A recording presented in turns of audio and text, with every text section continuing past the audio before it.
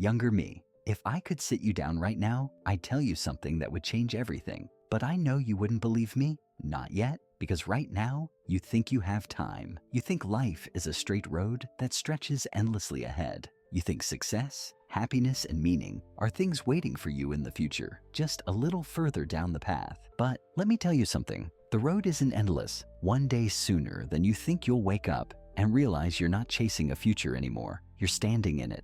And when that day comes, the things you thought would make you happy won't matter as much. The things you feared losing won't feel so important. And the biggest question you'll face won't be about what's ahead. It'll be about who you are. The great minds who knew what most people never do. Younger me, I've brought some people with me today, the great minds who understood what most people never do. Carl Jung, the man who uncovered the hidden. Abraham Maslow, who redefined what it means to succeed.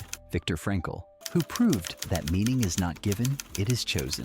Soren Kierkegaard, who taught us that fear is not the enemy, but the door to freedom. Carl Rogers, who showed us that the life we're living might not be the one we were meant for. And Alfred Adler, who believed that we are not prisoners of our past, but the authors of our future. They have something to tell you, younger me, something that will make all the difference. Because midlife is not a crisis, it's an awakening. And your real life, the one that's yours and yours alone, hasn't even begun. Careful, because Section 8 will completely change the way you view your life. Before we dive in, make sure to subscribe to the Right Psychology channel so you don't miss more videos on personal and spiritual growth. All right, let's get started. The mask you wear, younger me. You've spent your whole life trying to be the right kind of person, the kind who fits in, the kind who's respected, the kind who makes people proud. And for years, you've convinced yourself that this is who you really are, that this version of you, the one the world sees, is the only one that exists. But I need you to listen carefully now, because Carl Jung is here to tell you the truth. You are not just the person you show the world.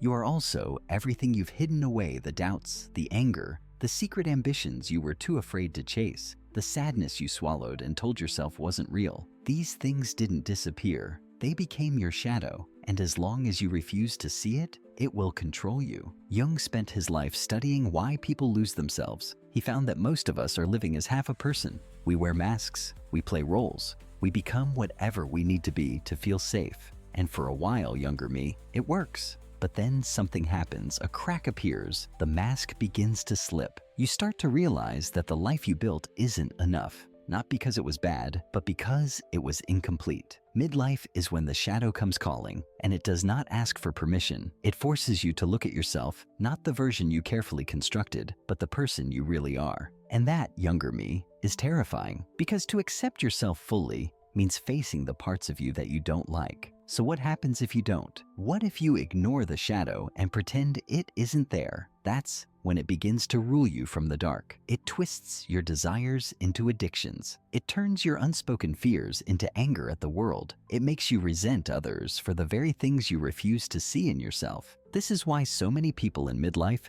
feel lost, bitter, or restless. They're fighting an enemy that is inside them. But here's the secret Jung wanted you to know. The shadow is not your enemy. It is your missing heart. And if you have the courage to turn toward it instead of running away, you will find that everything you've been looking for was hidden there all along. How do you integrate it? It begins with honesty. Stop filtering your thoughts to be acceptable. Notice what triggers you in others, because those are often the parts of yourself you have buried. Write down the things you avoid thinking about. Face them, question them, understand them, and slowly you will start to feel whole. Jung once said, "The most terrifying thing is to accept oneself completely, but it's also the most liberating, because the moment you stop fighting yourself, you realize you were never broken. You were simply unfinished. And now, at last, you have the chance to become whole." The myth of success. Younger me, do you remember the first time you tasted success? The rush, the validation, the feeling that finally you were somebody. You thought that was the golden ticket to prove yourself, to achieve more, to build a life that looked good from the outside. But let me introduce you to Abraham Maslow. He would tell you that you were chasing a dream that was never really yours. Maslow spent his life studying what truly makes people fulfilled. And he discovered something most of the world doesn't understand. The people who feel the deepest sense of purpose aren't the ones who achieved the most. They're the ones who became the most. You've spent years climbing, chasing promotions, seeking approval, building a reputation. And for a long time, younger me, that felt like enough. But I have to warn you, one day you will wake up and all of it will feel strangely hollow. Not because you've done something wrong, but because you're being called to something more. Maslow's hierarchy explains it all. In the beginning, we seek security, stability, belonging. We work to build something solid beneath us.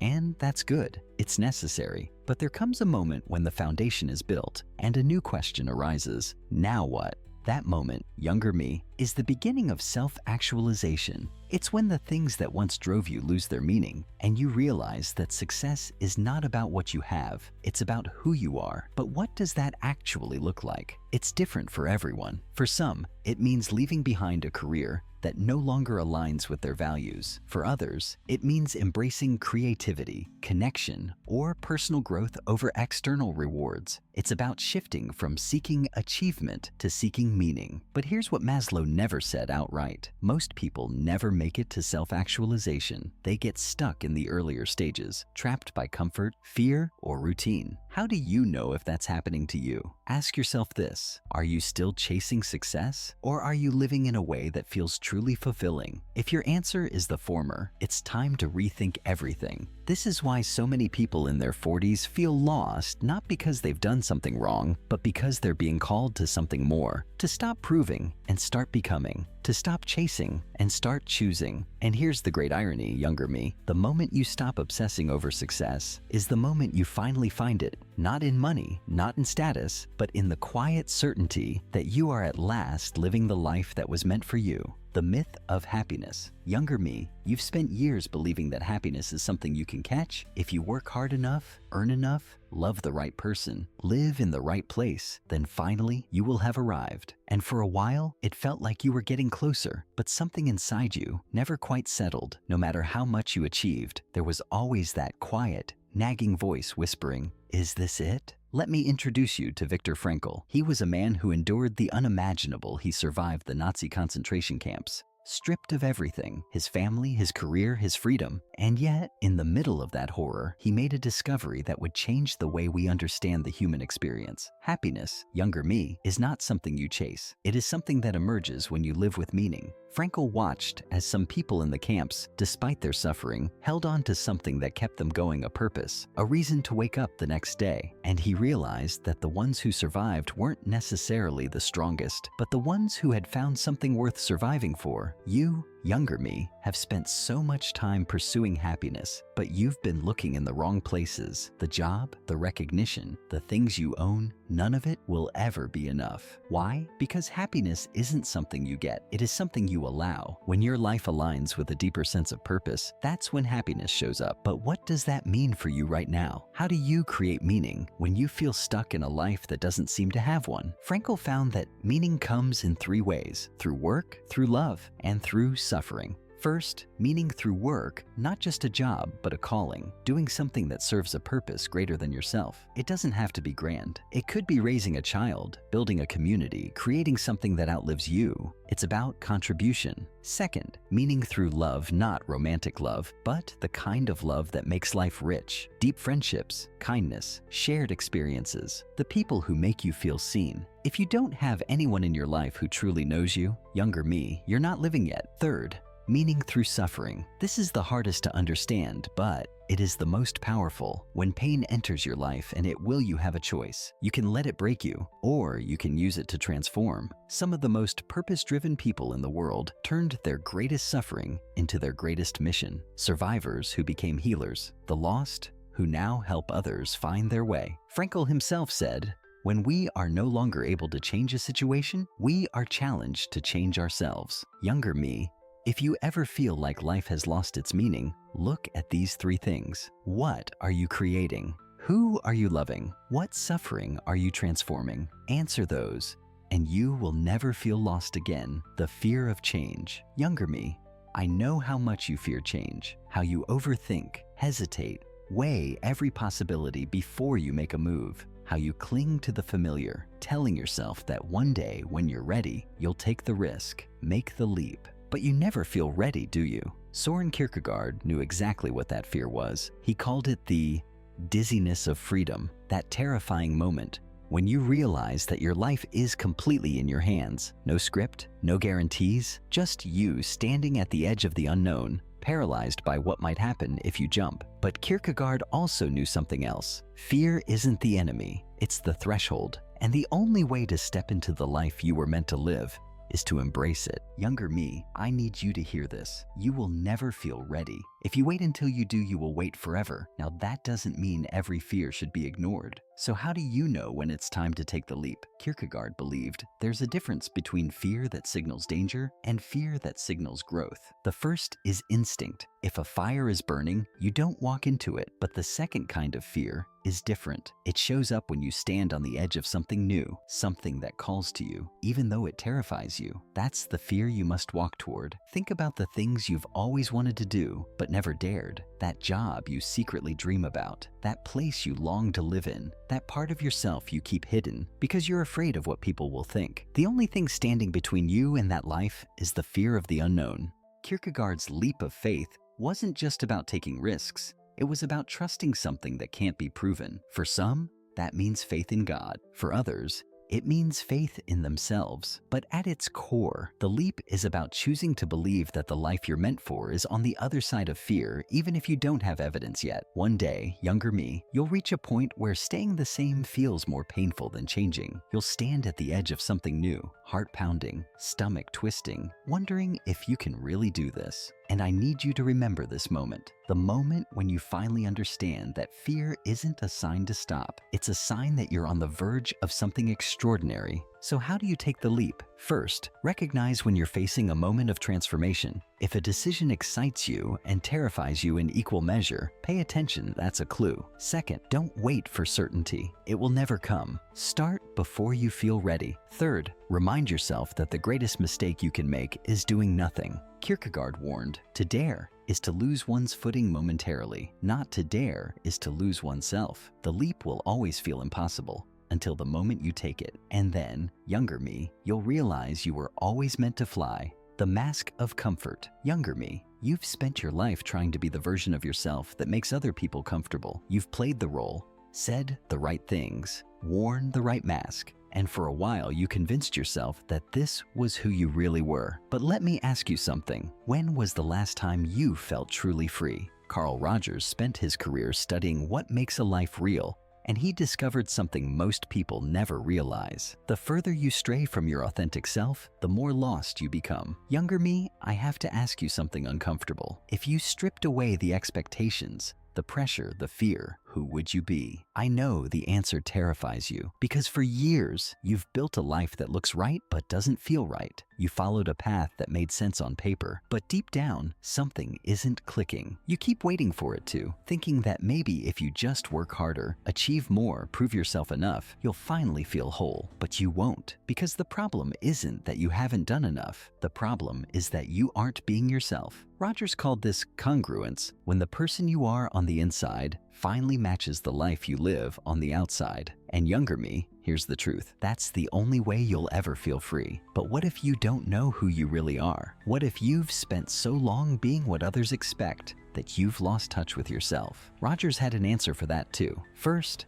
stop censoring yourself. Pay attention to the moments when you adjust your words, your tone, your opinions, just to fit in. Ask yourself, if I wasn't afraid of judgment, what would I say? Second, notice what excites you, the things that pull at you, even if they don't make sense. That's your real self trying to get your attention. Third, practice radical self-acceptance. Rogers believed that true growth begins when you stop trying to fix yourself and start understanding that you were never broken in the first place. One day, younger me, you'll reach a point where pretending is exhausting. Saying yes to things you don't want, showing up in places you don't belong, living a life that doesn't fit it becomes unbearable. And when that day comes, I hope you remember what Rogers said. The good life is a process, not a destination. And that process begins the moment you stop pretending. The lie about your past. Younger me, the biggest lie you've ever believed is that your past defines you, that the mistakes you made,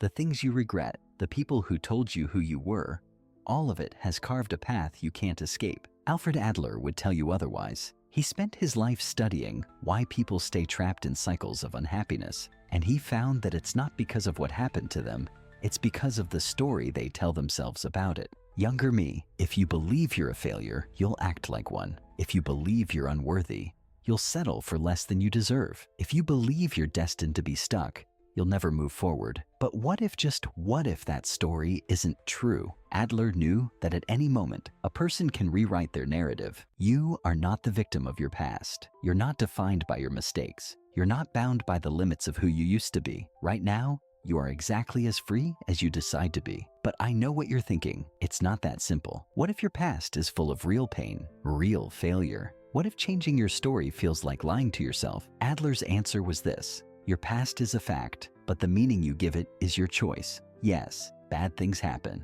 Yes, you made mistakes. But do they define you? Only if you decide they do. The past is just a set of events. The only thing that gives them power over you is the story you attach to them. So how do you change that story? First, challenge it. Write down the beliefs you have about yourself. I always fail. I'm not good enough. I'll never be happy. Ask yourself, is this objectively true, or is it just something I've repeated to myself for so long that I believe it? Second, look for proof of the opposite. Find even one moment where you succeeded, where you were strong, where you overcame. Third, start acting as if your new story is already true. If you believed you were capable, how would you behave? If you believed you were worthy, what would you say yes to? What would you finally walk away from? One day, younger me, you'll realize your past is just a place of reference, not residence. The pen has always been in your hand, and the moment you decide to write a different story is the moment your life truly begins. Here we are, younger me. You spent years thinking midlife was something to fear, that turning 40 meant time was running out. But now you know the truth. This isn't the end. This is the beginning. Jung taught you that you're not broken, only unfinished. Maslow showed you that success isn't about what you have. It's about who you become. Frankl proved that meaning isn't given, it's chosen. Kierkegaard reminded you that fear isn't a sign to stop, it's a sign to jump. Rogers showed you that the moment you stop pretending, you start living. And Adler handed you the pen and told you to rewrite your story. Younger me, you're no longer chasing a life, you're stepping into it. And you, younger me, are finally ready. If you liked this video, and don't want to miss more awesome content about personal growth and the mysteries of the human mind, be sure to subscribe to the channel. Hit that button now and let's explore new horizons together. Tons of exciting stuff is coming up.